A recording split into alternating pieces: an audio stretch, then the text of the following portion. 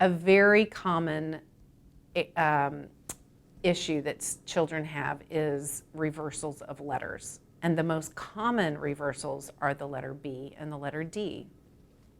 Now, some parents are confused about what that means and think that that means that they might have dyslexia because they reverse letters. And we know that that actually is kind of a misunderstanding, that really kids don't see letters backwards, and if they do reverse them, that doesn't mean that they have dyslexia. And it's also fairly typical for kids to reverse letters through second grade.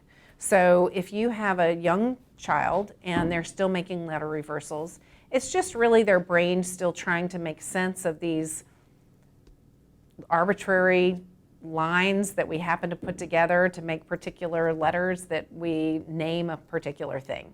So why is it that the circle and the stick going one way is one letter and the circle and the stick going another way is a completely different letter? Their brain is just trying to make sense of that. So with the B and the D, since that is the most common error that children will make, they can use what they always have with them, their fingers. So if they make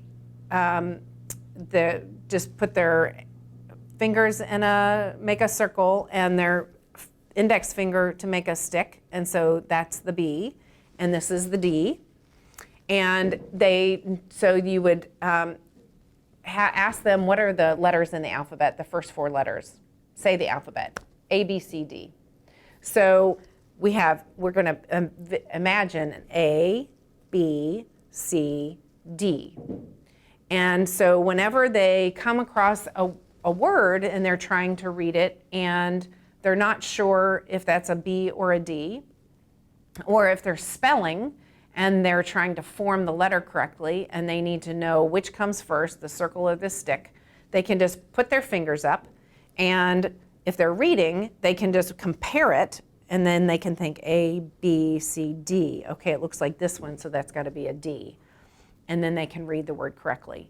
Or when they go to write, they can put their fingers up and know, okay, I'm trying to make a B, I've got to do the stick first and then the circle. So it's just a quick, easy tip. There are lots of different little strategies that I've heard that I learned as a teacher.